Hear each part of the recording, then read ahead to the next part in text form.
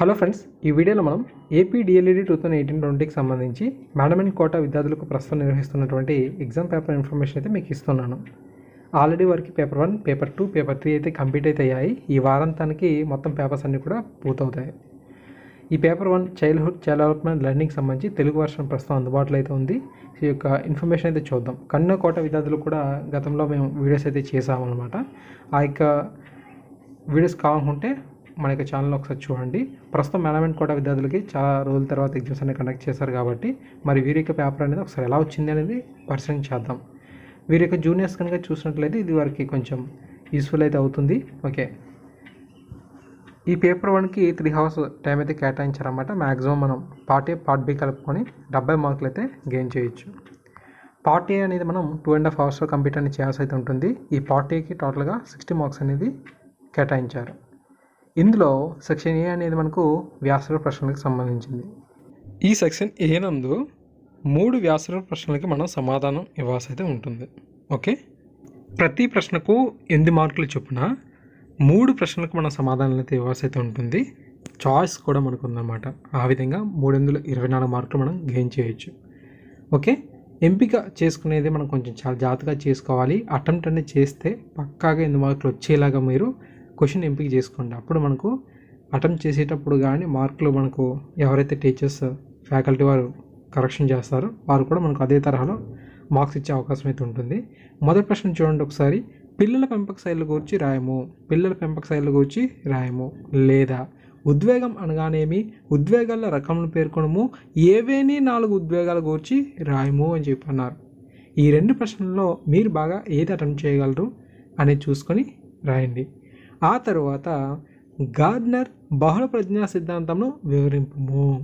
లేదా అభ్యసన బదలాయింపు రకములను ఉదాహరణలతో వివరింపుము. క్వశ్చన్ అనేది మనం చాలా జాగ్రత్తగా చదువుకోవాలి. అప్పుడే మనం అడిగిన దానికి ఎంతవరకు రాయాలి అనేది తెలుస్తుంది.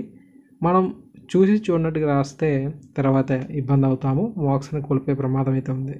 అటెంప్ట్ అనేది చేసేటప్పుడు కంపల్సరీగా ఏంటంటే ఆ ఫుల్ మార్క్స్ అనేవి మనం వచ్చేలాగా చూసుకుంటే సరిపోతుంది. తర్వాత చూడండి, రక్షణ తంత్రములు అనగానేమి, ఏవేని 6 రక్షణ తంత్రములు ఉదాహరణతో వివరింపము. లేదా ఈ కింది వాటిని వివరింపము అని చెప్పి చాయిస్ ఇచ్చారు. విద్యార్థుల్లో స్మృతిని పెంపొందించే పద్ధతులు, బాలల పీడనం, చైల్డ్ అబ్యూస్, దీనికి సంబంధించి అటెంప్ట్ అనేది చేయాలి. ఇప్పుడు చూడండి, రక్షణ తంత్రంలో మనం మంచిగా అటెంప్ట్ చేస్తే ఫుల్ మార్క్స్ గెయిన్ చేయొచ్చు. లేదనుకుంటే విద్యార్థుల స్మృతిని పెంపొందించే పద్ధతులు కానీ చైల్డ్ అబ్యూస్ సంబంధించి కూడా మనం రాయొచ్చు అనమాట. ఆ విధంగా సెక్షన్ ఏ కంప్లీట్ అయింది. సెక్షన్ బి చూస్తే సంక్షిప్త సమాధాన ప్రశ్నలు.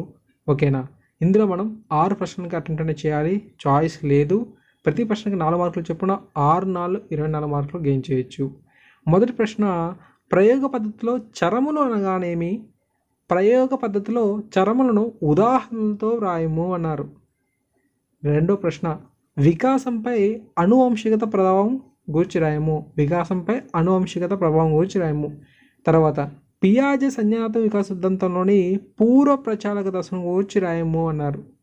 తర్వాత శాస్త్రీయ నిబంధన సిద్ధాంతముకు కార్యసాధక నిబంధన సిద్ధాంతము గల వ్యత్యాసాలు రాయము అన్నారు. విద్యార్థుల్లో అధిక ఒత్తిడిని తగ్గించేందుకు నీవు చేపట్టగల చర్యలను తెలుపుము. అభ్యసన వైకల్యం గల పిల్లలను తరగతి గదిలో ఎలా గుర్తించగలవు అని చెప్పి అన్నారు.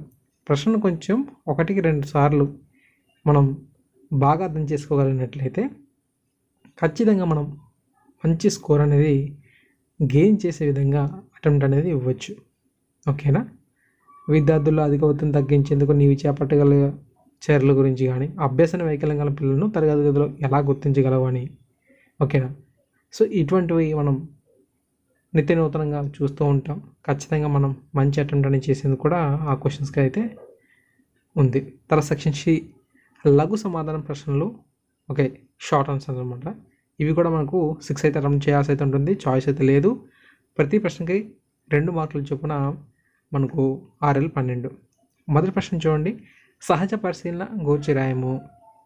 పిల్లల సాంఘిక వికాసంలో పాఠశాల యొక్క పాత్ర ఏమిటి. మూడో ప్రశ్న, కోల్బర్గ్ నైతిక వికాసం యొక్క విద్యానువర్తనాలను తెలుపుము. తర్వాత విభిన్న ఆలోచన అనగానేమి, ఉదాహరణ నిమ్ము. తర్వాత ప్రజ్ఞాలబ్ధిని గూర్చి తెలుపుము.